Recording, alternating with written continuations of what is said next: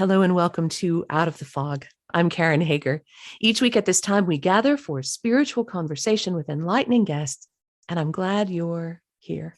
You can always find me at KarenHager.com. And if you're looking for squillions more episodes of Out of the Fog, you'll find them in our new home on Anchor FM and Spotify. So check out Anchor.fm Out of the Fog or find us anywhere you get your podcasts. Now then, it takes real courage to be empathic and trusting and working with the emotions and feelings and knowledge we pick up intuitively. That is an art form. Elaine Clayton is my guest today. She's here to help us understand empathy and learn how we can use that special kind of insight to find out about ourselves, about our place in the universe, and learn how to be protected and confident as we explore. Are you ready to meet her? Elaine Clayton is an internationally known author, artist, teacher, intuitive healing arts practitioner, and Reiki Master in New York City, Connecticut, and Atlanta. Her books on intuitive intelligence and creativity include The Way of the Empath, that's her new one, the one we'll be talking about today, Making Marks, Discover the Art of Intuitive Drawing, and Illuminara Intuitive Journal. She is also the author and illustrator of many books for children, including Pulitzer Prize winning author Jane Smiley and Gregory Maguire, who's the author of the popular novel that birthed the smash hit Broadway play, Wicked. Other new titles from Elaine include books in A Little Bit of series, including A Little Bit of Angels and A Little Bit of Fairies. Find out more about Elaine and her work at ElaineClayton.com. Elaine, welcome to Out of the Fog. Thank you. Thank you so much for having me. Oh, I'm glad you're here. I'm glad to be here. I'm wondering, maybe we should just get the definitions part out of the way. How do you define what an empath is? That's a really juicy one because there's so many ways each of us could talk about that, right? We each do have our own definition of what that means. And I think it's kind of funny, but we definitely know what it is when we feel we don't receive empathy. That you could start right there. We know what it feels like to not receive the sense that someone cares or is recognizing how I feel. And that's a really, really isolating sensation and frustrating. So we know that. And then otherwise, there are ways in which we can talk about what is it to be an empath. There's a mental, intellectual way in where we imagine what it would be like to, let's say right now, the situation in Ukraine. I don't know what it's like to have a siren go off, and it literally means that I should take cover, that something extremely violent might blow up the house across the street or my own. I've never been through that, so I don't know what that's like, but I can imagine, I can cognitively conjure up what that might feel like. And so there's a mental, intellectual response that I can have where I can sense empathy mentally.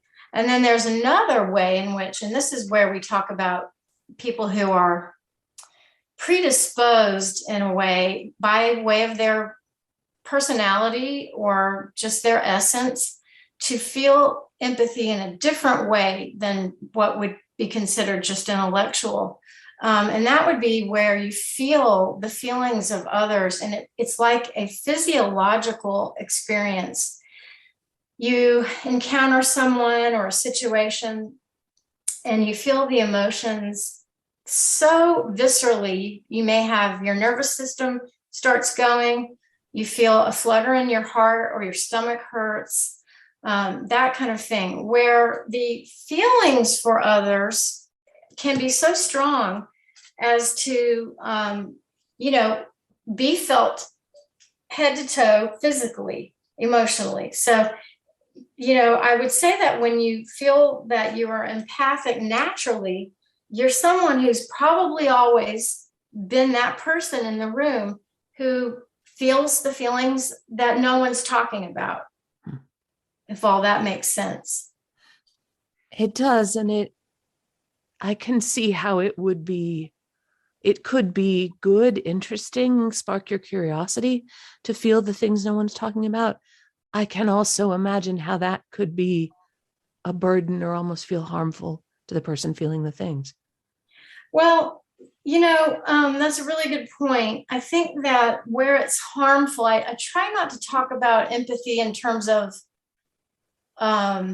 it as a bad thing. I don't think empathy is ever a bad thing. It's how we recognize it and cope with it and direct it. We can take anything good and direct it in a way that can have a destructive impact on a person. I think that it is definitely overwhelming to be an empath and to feel the feelings of others, or to perceive what you aren't even sure. You think, see, what happens with empaths is they don't even know it's their own. They think I'm had a great day and suddenly I'm not having a great day. Why? If they don't ask that question, they're just going around with a lot of emotions that really are not even theirs. So that's where it's overwhelming, where there's no recognition that that's what's happening, and nobody really talks about it. So the empath in general has to figure that out on their own. And then I think when you talk about it being, what did you say, overwhelming or harmful, is where, if I don't have healthy boundaries and I assume that I'm responsible for the feelings of others in a way that can be really detrimental to me, that's troubling. That's another thing. Empaths have a lot to figure out. They have to realize that they are naturally absorbers of other people's feelings, and then what to do with it, how to use it in a way that isn't going to hurt the self or others. So how does someone hurt someone else? How does an empath hurt someone else? Possibly by assuming responsibility for them and getting involved in ways that enable someone to take advantage. That's one way. I think most empaths feel like there was a time when they realized that they didn't have to be responsible for others. And if not, they're surprised to realize, oh, that's what the issue is. I'm actually empathic, and these feelings that I'm feeling aren't really mine. Yeah. Because can it make a sticky, confusing mixture if you're not sure what belongs to you and you're feeling responsible. Like that can make a heck of a tangle.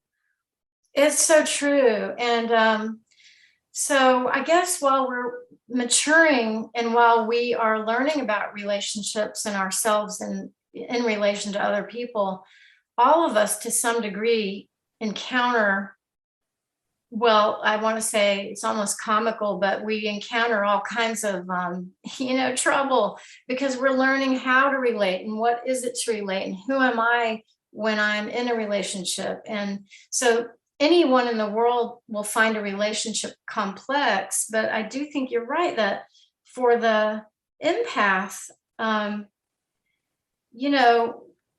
usually empaths describe getting involved with people who needed them or that they felt sorry for.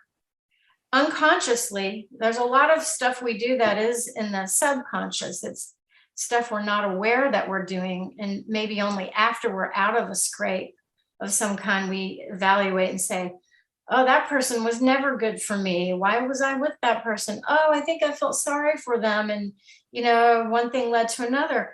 Or it's even, every case by case, but it's very dynamic and very interesting. And hopefully we're all learning about ourselves, and hopefully we learn how to have empathy, but not let the ego tell us that we're responsible for someone else. We only are responsible for our own choices and for the ways in which our choices impact others, to a degree, right? But yeah, I don't know. Have you ever had that experience where you wondered why you were involved? I mean, we don't know till we know, right? We're not conscious until we are.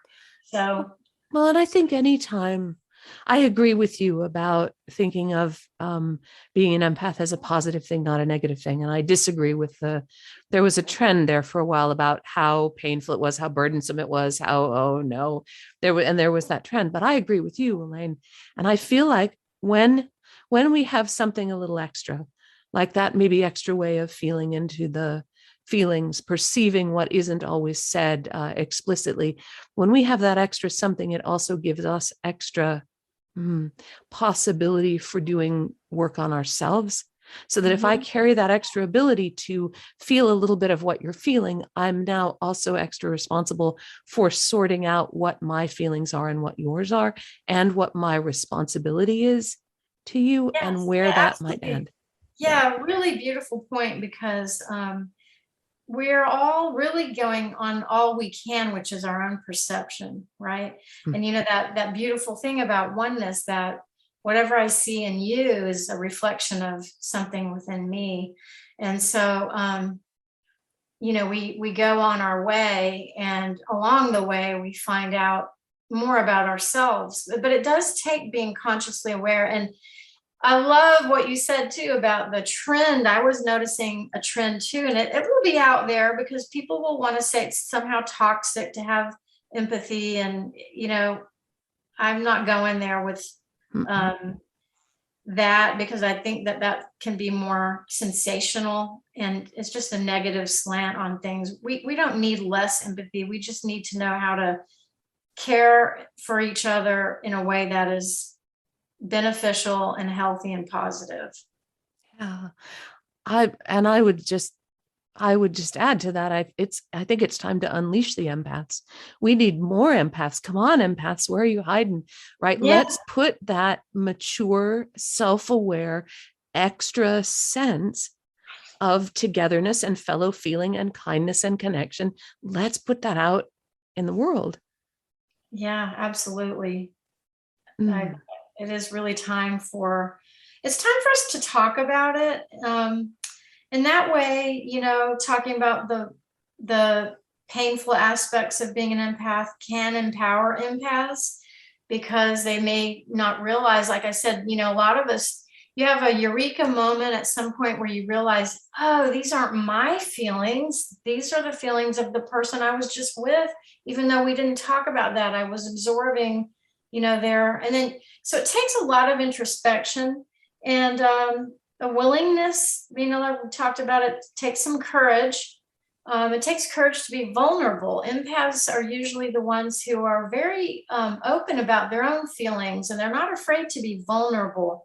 Early on, I felt that vulnerability is really kind of an empowerment.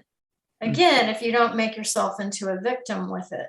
But to pretend we're not vulnerable is a mistake, I think. Mm-hmm. That's kind of false armor to me, to pretend that you're not vulnerable, because as long as we're alive, we know we're temporary. There are countless ways in which we are vulnerable, but that doesn't have to be, that can be something that enhances life. And there's some honesty in admitting the ways in which we're vulnerable. I guess everyone's case is different. And so everyone's experience with what it is to be empathic will have its own nuances. You are listening to Out of the Fog, and I'm talking with Elaine Clayton. Her new book is The Way of the Empath: How Compassion, Empathy, and Intuition Can Heal Your World. And you can find out more about Elaine and her work. See some of her beautiful art at ElaineClayton.com. That's Elaine, Clayton, ElaineClayton.com. So, Elaine, when we realize that vulnerability and we realize that we have that extra sense, that extra knowing, that brings with it a need for protection that is authentic, not that false idea, nothing can hurt me, or the false idea, everything is going to hurt me, but it asks us to kind of put in place some balanced protection. How can empaths ground and protect themselves so that we can go do good stuff in the world without falling apart all the time? That's a good question too. And it's so juicy, because there's so many ways that we can do that in a practical sense, and then almost really a spiritual about the consciousness of our perception. So like when I talked about it's so important to be consciously aware if you're empathic as a first step, because you wouldn't know to use any of the other, more practical ways to offer yourself protection unless you realize that you have this thing that happens where you pick up on the feelings of others. So the first step for me, I think, is to acknowledge that you may be feeling feelings that aren't yours, but they feel just like yours, and to give yourself permission to not have to outright own someone else's situation. And it's okay for you to be well and do well. It won't hurt them if you are well and you do well, but that you also are not responsible. I mean, I'm talking about, you might think, because our world is so much about win and lose, we're taught from a very early age to be, very aware that we can be shamed if we're wrong or if we lose, because there's perception of who's the winner. So if an empath is someone who might even say, I didn't want to get an A on my test because it would make my friend feel bad because she gets D's in this class.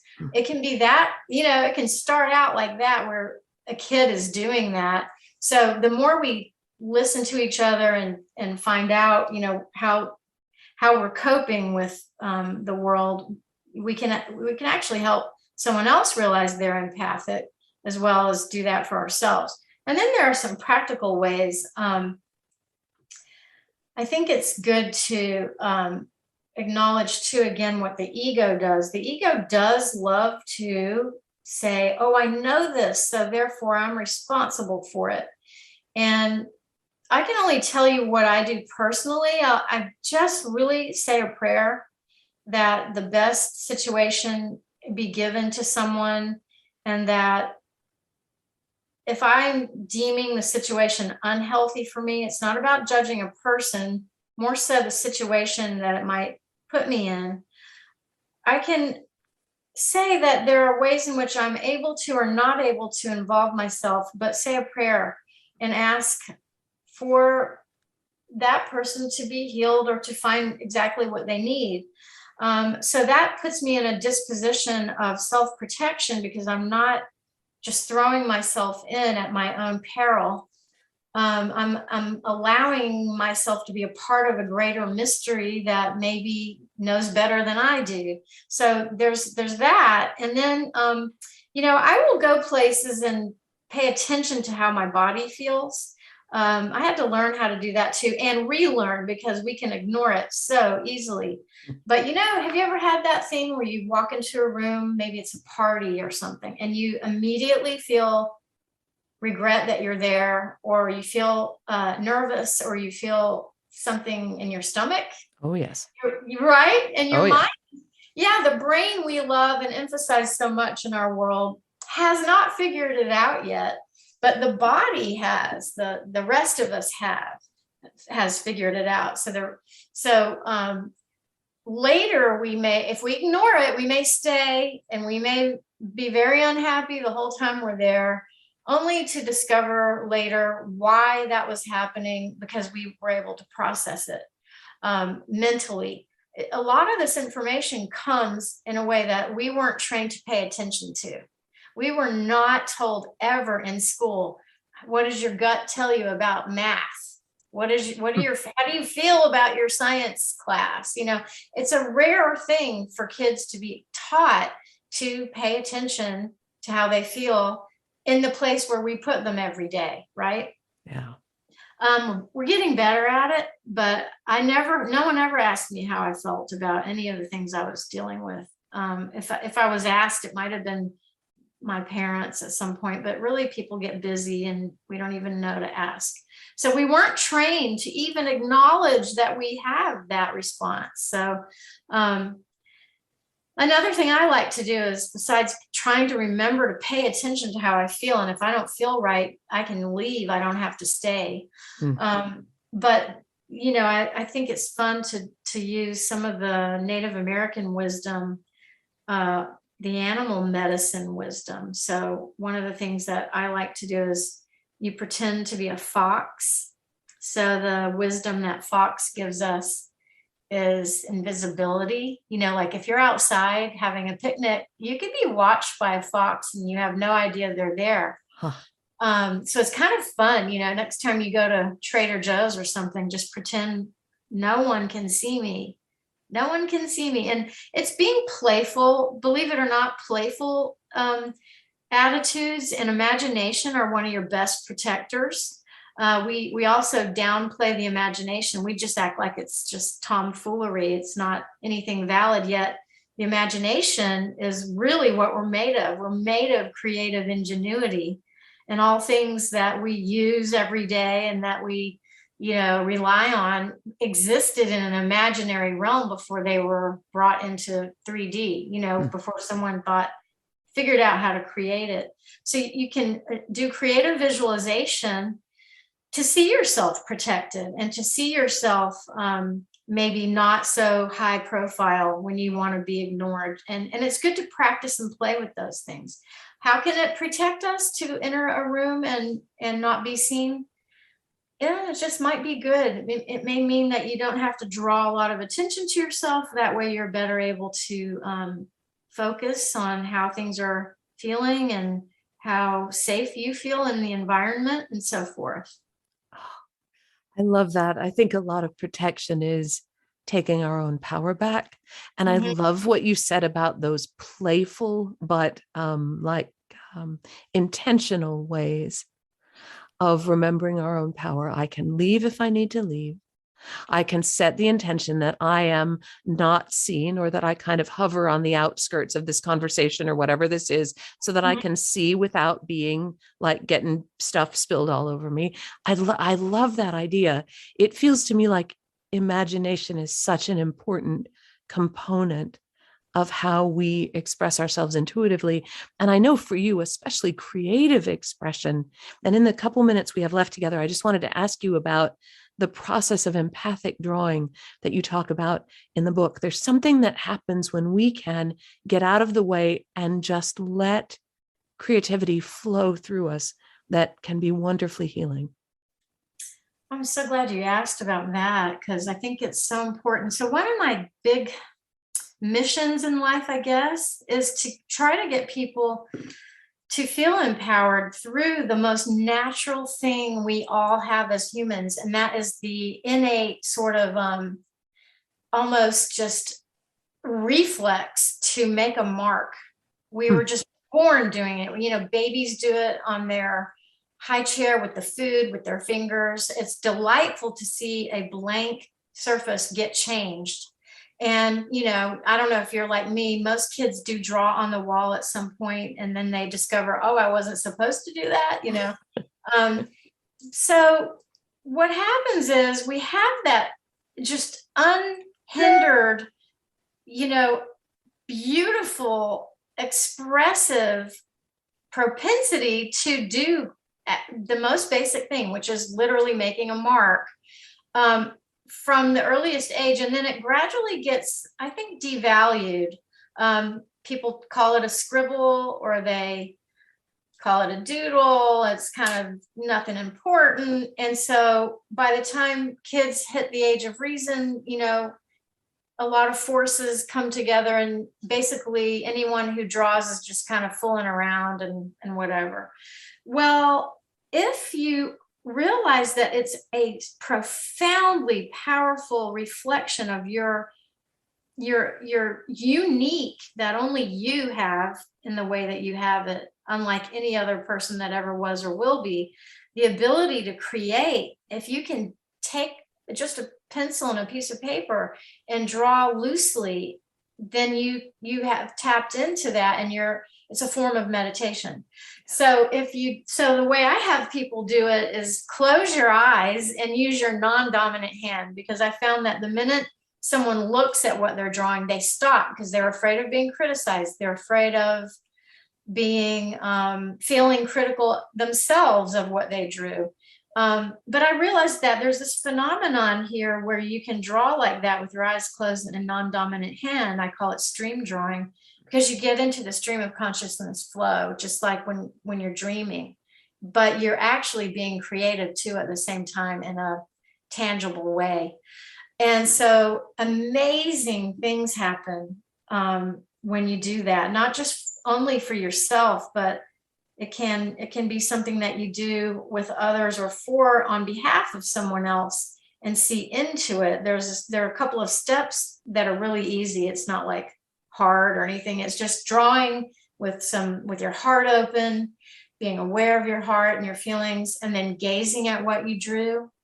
And you may just want to be playful with it. And basically the whole thing is done in a playful, imaginative spirit. But then after gazing, you might realize that some thoughts and feelings surface. And so you jot them down and honor them. The simplest line brings out a lot of emotion. Just one line says so much, especially if you compare two different lines. The personality in one may be slightly different than the expression of another, and they speak volumes. So there's something really, really intuitive and beautiful in the simplest line drawn. And yet it's the one thing we can all do that we were not encouraged to do. So I love it. I love helping people regain that sense of creative spirit that is theirs, that empowers them to really feel grounded and to feel like the authority of their own life. I actually think social engineering is partly why things like that weren't valued, because what the world, wants to kind of convince us that we should be this, that, or the other, instead of really dealing with people who are empowered, So that's interesting. And this is the place where we need to unleash the empaths in a world with so much division. When we talk about who's winning or who's losing, where there's so much reactivity and separation, someone with the ability to see the personality in the single line, somebody with the ability to flow and then look and feel into that flow, whether it's your stuff or somebody else's stuff, these are the people we need. It feels like to me, that kind of insight, that kind of playfulness, that kind of curiosity, that's who we need right now, it feels like. I think, and it feels like we need to acknowledge each other and to say to someone, you count, you matter. Anyone can look at a mark and be asked, what does that say to you? Mm-hmm. And look at this other mark on this piece of paper. Does that say something different? And it's a matter of being curious about the person and their feelings and their experience, and then valuing it a little bit more and learning to listen, Yeah.